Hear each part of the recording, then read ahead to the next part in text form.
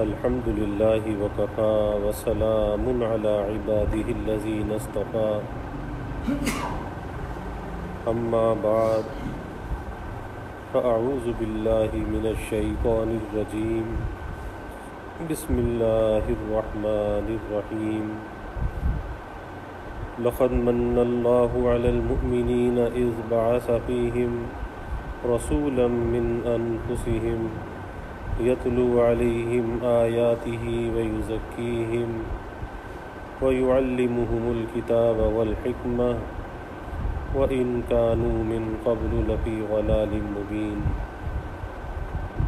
قال النبي صلى الله عليه وسلم لا يؤمن أحدكم حتى أكون أحب إليه من ولده ووالده والناس أجمعين أو كما قال عليه الصلاة والتسليم رب اشرح لي صدري ويسر لي أمري واحلل عقدة من لساني يفقهوا قولي سبحانك لا علم لنا إلا ما علمتنا إنك أنت العليم الحكيم إن الله وملائكته يصلون على النبي يا أيها الذين آمنوا صلوا عليه وسلموا تسليما اللهم صل على محمد عبدك ورسولك وصل على المؤمنين والمؤمنات والمسلمين والمسلمات صدق الله العظيم وصدق رسوله النبي الكريم ونحن على ذلك لمن الشاهدين والشاكرين والحمد لله رب العالمین۔ توفیق الہی، اپنے محبوب مرشد پاک کی برکت سے عشاء کی اس نشست میں حکیم الامت مجدد الملت حضرت تھانوی رحمۃ اللہ علیہ کی بہت ہی بابرکت تصنیف نشر الطیب فی ذکر النبی الحبیب صلی اللہ علیہ وسلم کا درس چل رہا ہے، اور اس نیت اور ارادے کے ساتھ کہ اللہ تعالیٰ اس ذکر حبیب صلی اللہ علیہ وسلم کی برکت سے ساری انسانیت کو کرونا وائرس سے امن، عافیت اور سلامتی عطا فرمائے، اور اللہ تعالیٰ سارے انسانوں کے سے جلد نجات عطا فرمائے۔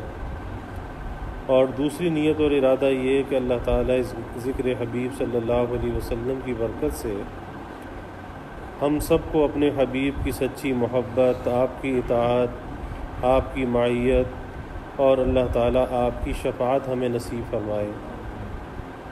معراج کا واقعہ چل رہا تھا کہ آپ صلی اللہ علیہ وسلم معراج سے واپس آئے تو ام ہانی کے مکان پر پہنچے، تو ام ہانی کو صبح فجر میں بیدار کیا اور پھر کہا کہ جب نماز سے فارغ ہوئے کہ میں نے رات کی نماز تمہارے ساتھ پڑھی اور اب صبح کی نماز بھی تمہارے ساتھ پڑھی، لیکن اس درمیان میں یہاں سے بیت المقدس گیا اور وہاں سے میں آسمانوں پر گیا، انبیاء سے ملاقاتیں ہوئیں اور سارا واقعہ بیان کیا۔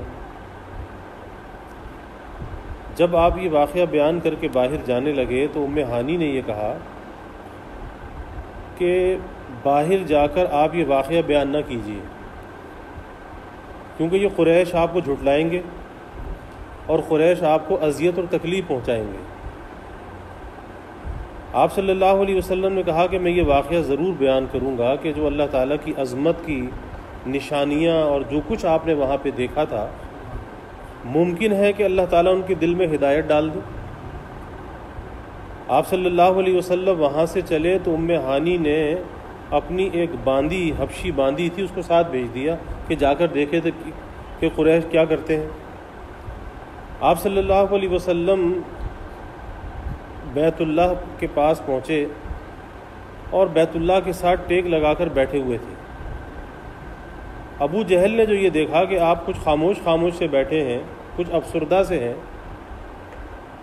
تو اسے تو بہانہ چاہیے ہوتا تھا آپ کا مذاق اور تمسخر بنانے کے لیے طعن و طنز کرنے کے لیے بہت بڑا دشمن تھا، دشمن اسلام تھا اور دشمن رسول تھا،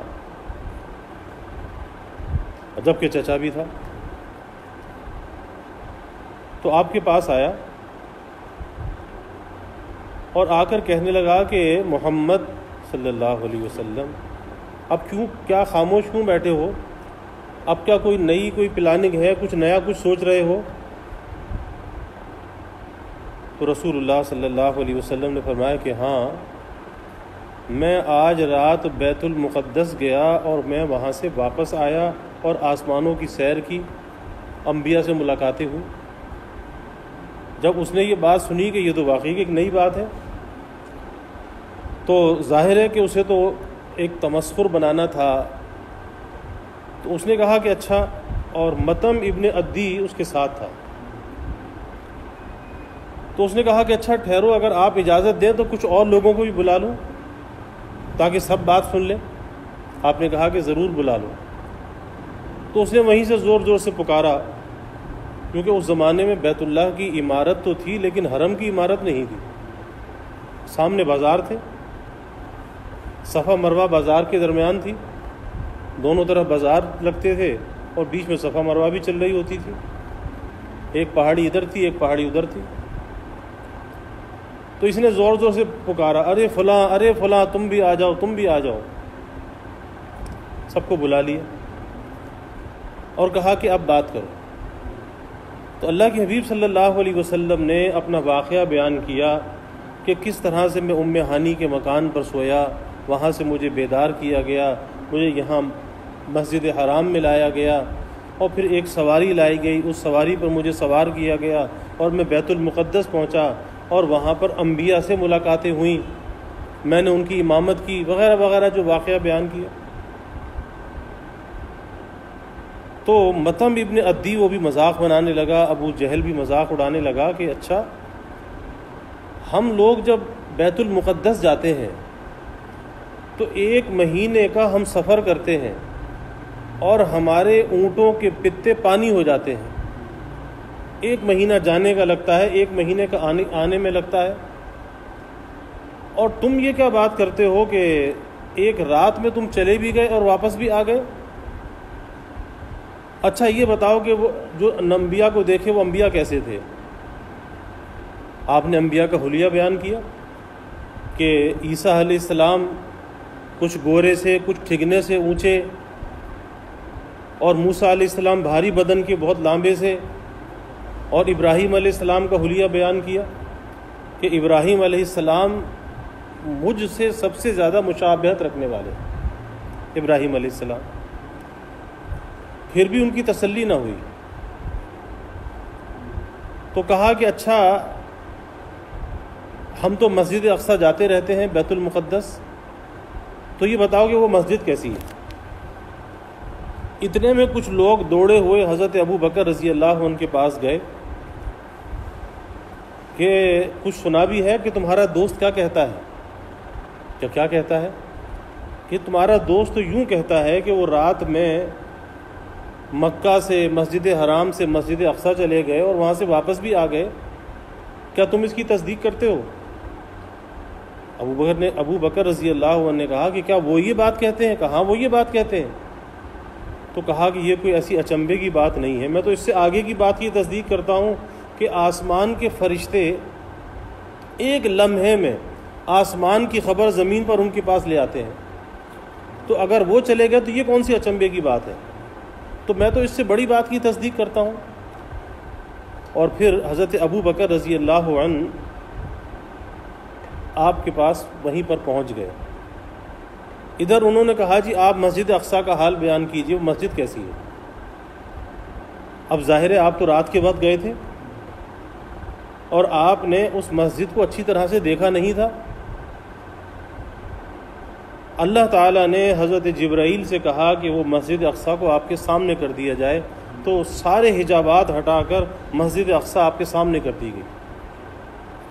آپ صلی اللہ علیہ وسلم دیکھتے جاتے تھے، بتاتے جاتے تھے، ان کی حیرانگی بڑھتی جاتی تھی، حیرانگی بڑھتی جاتی تھی۔ پھر اس کے بعد انہوں نے کہا کہ اچھا ممکن ہے تمہیں کسی نے بتا دیا ہو؟ یہ تو کوئی ایسی بات نہیں ہے، کسی نے اگر تمہیں بتا دیا اور تم جو ہے ہمیں بتا رہے ہو، کوئی اور ہمیں نشانی بتاؤ۔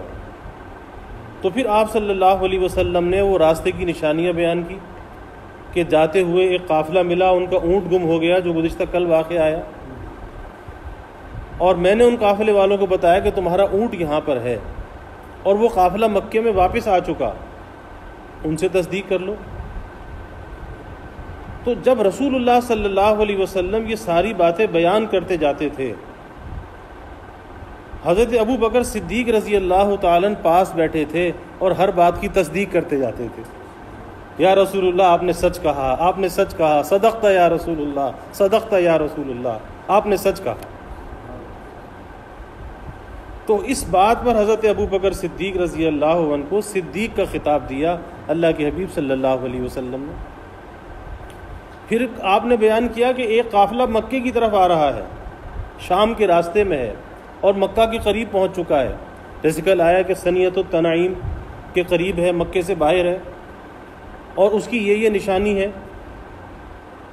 کہ ایک اونٹ سب سے آگے ہے خاکستر، اور اس کے ایک طرف خاکی رنگ کی بوری ہے اور ایک طرف دھاری دار بوری ہے۔ یہ ساری نشانیاں بتائیں، اور پھر پانی پینے کا واقعہ بیان کیا۔ تو جب مکے کے لوگ باہر کی طرف دوڑے اور جب دیکھا کہ وہ قافلہ آ رہا تھا، اور جو نشانی آپ نے بتائی وہ ساری نشانیاں بالکل صحیح تھیں، لیکن پھر وہی بات کہ پھر وہ جو ان کے اندر ایک ضد، ایک عناد، ایک غرور، بجائے اس کے کہ وہ حق کو تسلیم کرتے، بس وہ چیز دوبارہ پھر عود کر آئی، پھر دشمنی پر آ گئے، انکار کر دیا۔ اب اس واقعہ کے بعد یہ ہوا کہ بہت سے لوگ جو پکے مسلمان تھے، ایمان لا چکے تھے، وہ تو ان کا ایمان اور زیادہ بڑھ گیا، یقین اور زیادہ بڑھ گیا، لیکن بعض لوگ ایسے تھے کہ جو ایمان تو لائے تھے لیکن ابھی کچے تھے، تذبذب کی حالت میں تھے، وہ ان کفار کے بہکانے پر مرتد ہو گئے، دین سے باہر ہو گئے۔ اب اس کے بعد جب انہوں نے یہ دیکھا کہ ہاں کچھ لوگوں نے دین کو چھوڑ دیا، چونکہ پہلے ہی سے وہ کچے تھے، ایک دکھانے کے لیے اسلام قبول کیا تھا، تو اب یہ قریش اور زیادہ آپ صلی اللہ علیہ وسلم کو تکلیف پہنچانے لگے کہ جتنے لوگ اب باقی بچے ہیں اب انہیں اتنی تکلیف پہنچائی جائے، اتنی تکلیف پہنچائی جائے کہ یہ بھی دین سے پھر جائیں۔ تو یہ سارا واقعہ چل رہا تھا۔ حضرت عائشہ صدیقہ رضی اللہ عنہ سے روایت ہے کہ جب نبی صلی اللہ علیہ وسلم کو شبہ شب مسجد اقصیٰ کی طرف لے جایا گیا، ایک ہی رات میں، رات کے حصے میں، تو صبح کو لوگوں سے تذکرہ فرمایا، تو بعضے لوگ جو مسلمان ہوئے تھے مرتد ہو گئے، جن کے ایمان کچے تھے مرتد ہو گئے۔ ایسا کیسے ہو سکتا ہے؟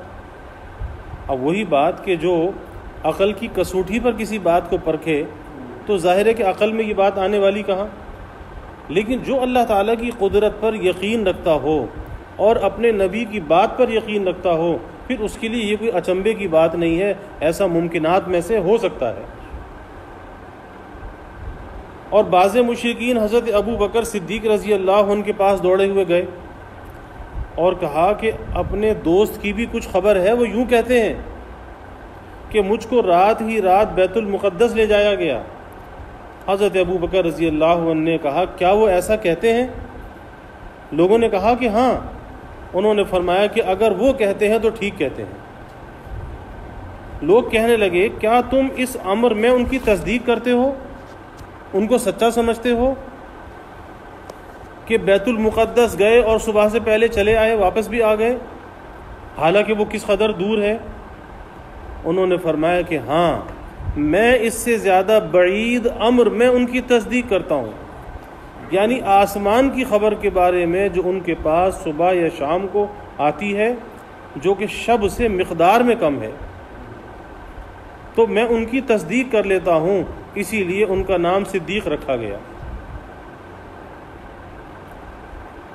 اور میں اس سے یہ بھی معلوم ہوتا ہے کہ معراج بیداری میں جسم کے ساتھ ہوئی، یعنی وہ کوئی منامی نہیں تھی یا روحانی نہیں تھی، بلکہ وہ جسمانی معراج تھی۔ ورنہ اگر منام کا دعویٰ فرماتے تو ایسا امر مستبعد نہ تھا کہ بعض لوگ مرتد ہو جاتے، کیونکہ آپ نے دعویٰ کیا کیا؟ جسم کے ساتھ گیا۔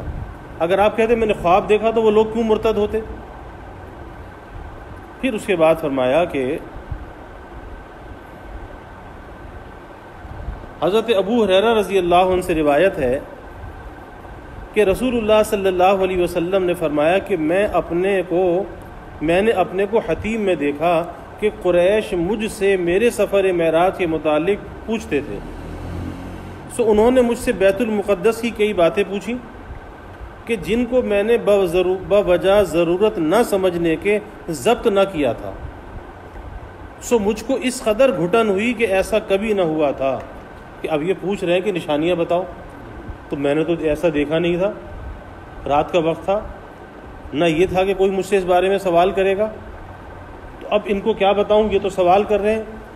تو فرماتے ہیں کہ اس قدر گھٹن ہوئی کہ ایسا کبھی نہ ہوا تھا، پس اللہ تعالیٰ نے اس کو میرے لیے ظاہر کر دیا، مسجد اقصیٰ کو۔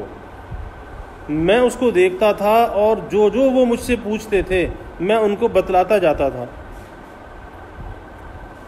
اور حضرت ابن عباس رضی اللہ عنہ سے روایت ہے کہ وہ مسجد لائی گئی اور میں اس کو دیکھ رہا تھا، یہاں تک کہ عقیل کے گھر کے پاس لا کر رکھی گئی، حضرت عقیل ابن ابی طالب کے مکان کے پاس لا کے رکھی گئی، یعنی اتنا مجھ سے نزدیک کر دی گئی، اور آپ نے سب بیان فرمایا اور میں اس کو دیکھ رہا تھا۔ اور ابن سعد نے ام ہانی سے روایت کیا کہ بیت المقدس میرے متخیل و متمثل کیا گیا، یعنی اس کی کوئی صورت مثالی سامنے کر دی گئی یا میرے تخیل کے اندر وہ ساری باتیں ڈال دی گئیں، اور میں ان لوگوں کو اس کا نشان بتلا رہا تھا۔ اور ام ہانی کی اسی حدیث میں ہے کہ لوگوں نے آپ سے پوچھا کہ مسجد کے کیا دروازے ہیں، کتنے دروازے ہیں؟ آپ فرماتے ہیں کہ میں نے ان کو بوجہ غیر ضروری ہونے کے گنا نہ تھا۔ آپ فرماتے ہیں بس میں اس کو دیکھتا جاتا تھا اور ایک ایک دروازہ شمار کرتا جاتا تھا۔ اور ابو یعلی فرماتے ہیں کہ یہ پوچھنے والا مطعم ابن عدی جو والد تھا جبیر بن مطعم کا، یہ تھا، یہ پریشان کر رہا تھا اور یہ بار بار آپ سے سوال کر رہا تھا۔ اس سے بھی معلوم ہوتا ہے کہ یہ سفر بیداری میں مع الجسم ہوا، روح کے ساتھ، یہ خالی روح کا سفر نہیں تھا یا خالی خواب یہ نہیں تھا۔ اور ایک روایت میں ہے حضرت ابو بکر صدیق رضی اللہ عنہ سے آپ سے بیت المقدس کے متعلق سوال کیا کہ آپ بیان فرمائیے کیونکہ میں نے اس کو دیکھا ہے۔ ابو بکر رضی اللہ عنہ پہلے جا چکے تھے۔ آپ بیان فرماتے تھے اور ابو بکر تصدیق کرتے جاتے تھے، صدقت یا رسول اللہ، صدقت یا رسول اللہ صلی اللہ علیہ وسلم۔ تو اس پر آپ صلی اللہ علیہ وسلم نے فرمایا، اے ابو بکر تم صدیق ہو، تم سچے ہو، تم صدیق ہو۔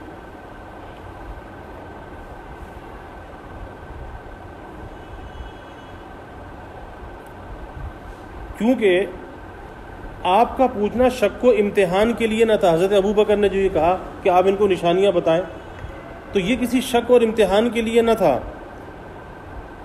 بلکہ اس لیے تھا کہ کفار سن لیں، اور کفار کو حضرت ابو بکر رضی اللہ عنہ پر اس امر میں اعتماد تھا کہ وہ بیت المقدس دیکھے ہوئے ہیں، اور یہ بھی اطمینان تھا کہ یہ محسوسات میں خلاف واقعہ کی تصدیق نہ کریں گے۔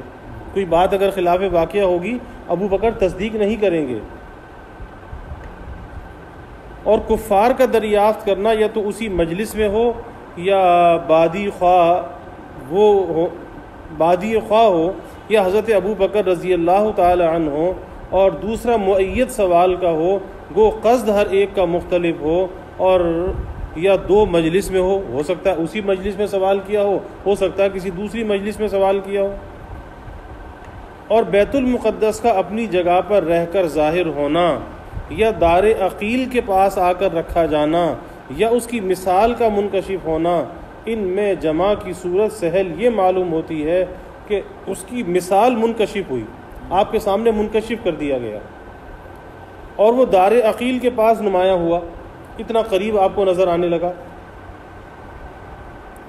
جیسا کہ نسائی کی حدیث میں آپ کے سامنے دوزخ اور جنت کا متمثل ہونا آیا ہے کہ دوزخ اور جنت آپ کے سامنے نظر آئی آپ کو، تو وہ نظر آنا ایک متمثل ہو کر تھا، ایک صورت مثالی کی طور پر، اور غایت تشابہ کی وجہ سے اس کو بیت المقدس کا منکشف ہونا فرمایا گیا، حالانکہ اس کی صورت مثالی تھی کہ بیت المقدس تو اپنی جگہ پر رہا، لیکن اس کی ایک صورت مثالی سامنے کر دی گئی۔ اب یہ اشکال بھی نہ رہا کہ اگر بیت المقدس یہاں آتا تو اپنی جگہ سے اتنی دیر غائب رہتا، اور ایسا عجیب امر تاریخ میں منقول نہیں ہے۔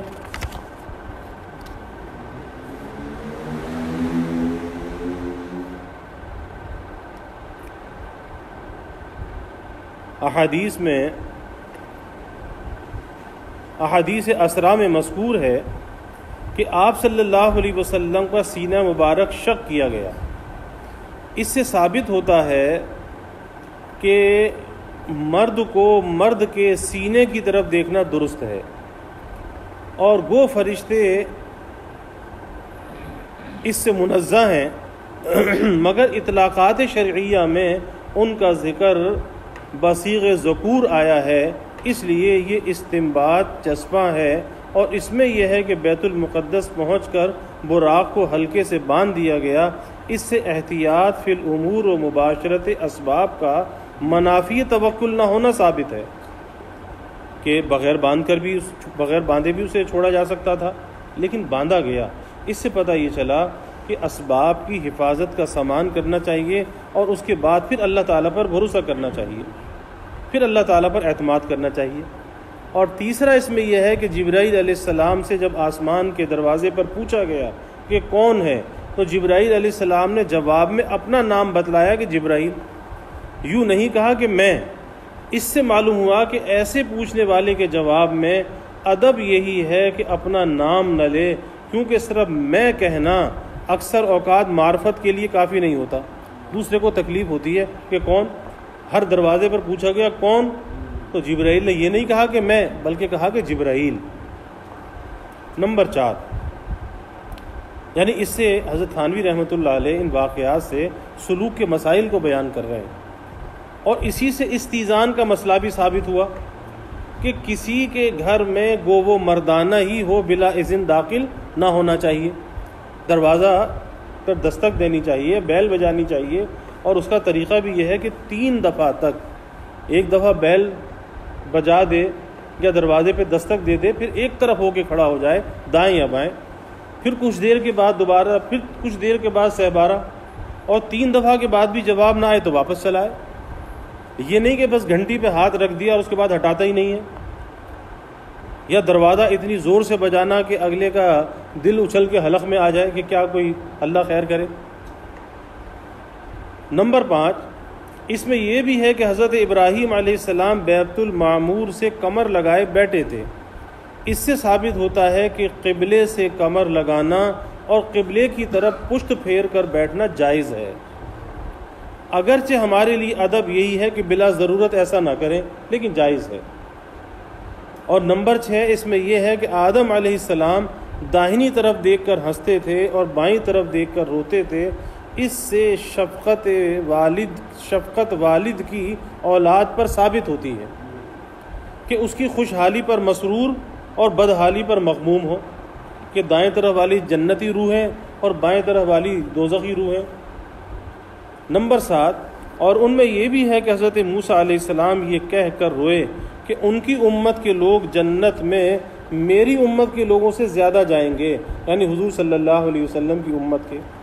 چنانچہ یہ رونا اپنی امت پر حزن و حسرت اور ہمارے پیغمبر صلی اللہ علیہ وسلم کی کثرت تابعین پر غبطے کے طور پر تھا۔ اس سے ثابت ہوا کہ امر خیر میں غبطہ محمود ہے، اور غبطہ اس کو کہتے ہیں کہ دوسرے کی نعمت دیکھ کر یہ تمنا کرے کہ میرے پاس بھی یہ نعمت ہوتی، کیونکہ ایک حسد ہے، ایک غبطہ ہے۔ حسد تو حرام ہے۔ حسد میں کیا ہے کہ دوسرے کی نعمت کا زوال ہوتا ہے، دوسرے کی نعمت پر اعتراض ہوتا ہے، اسے کیوں مل گئی، اس کے پاس باقی نہ رہے، مجھے کیوں نہ ملی۔ اور غبطہ یہ ہے کہ بھائی اس کو اللہ نے دی اور اللہ اس کی نعمت کو سلامت رکھے، لیکن اللہ ایسی نعمت مجھے بھی عطا کر دے، تو یہ غبطہ ہے، اور غبطہ جائز ہے۔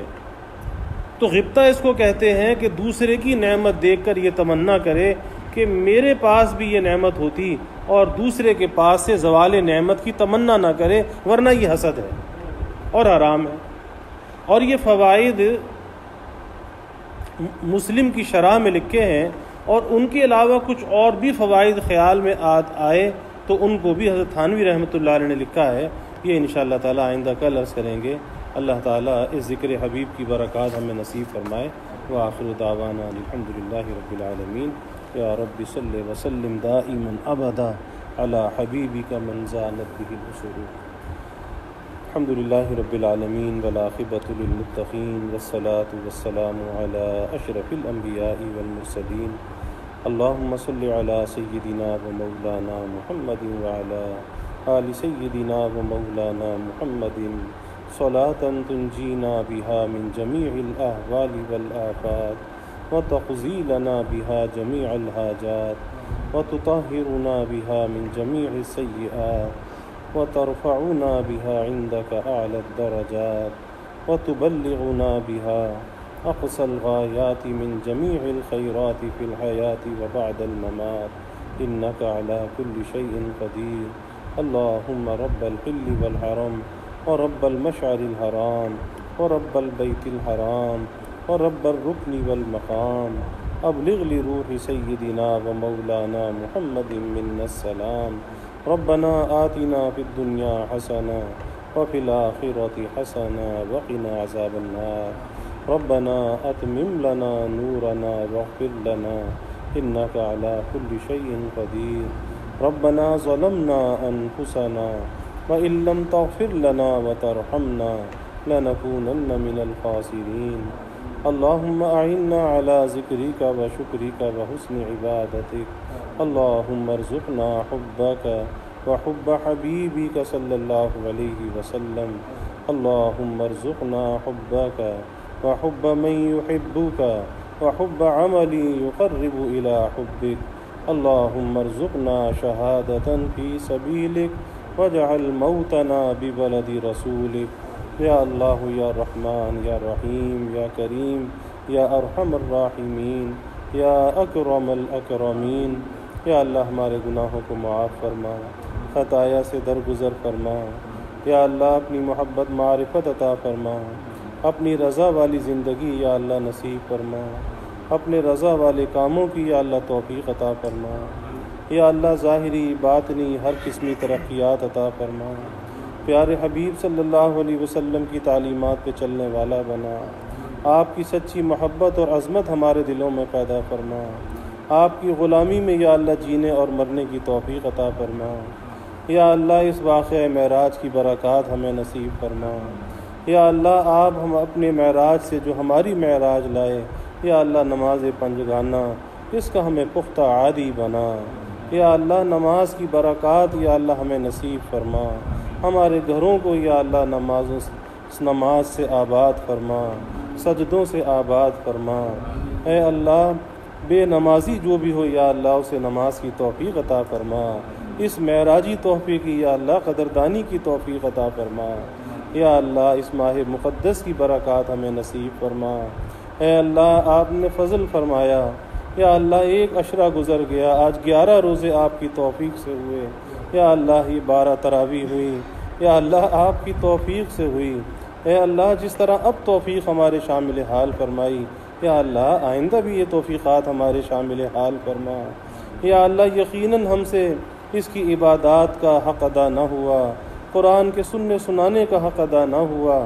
یا اللہ تو ہماری کوتاہیوں کو معاف فرما۔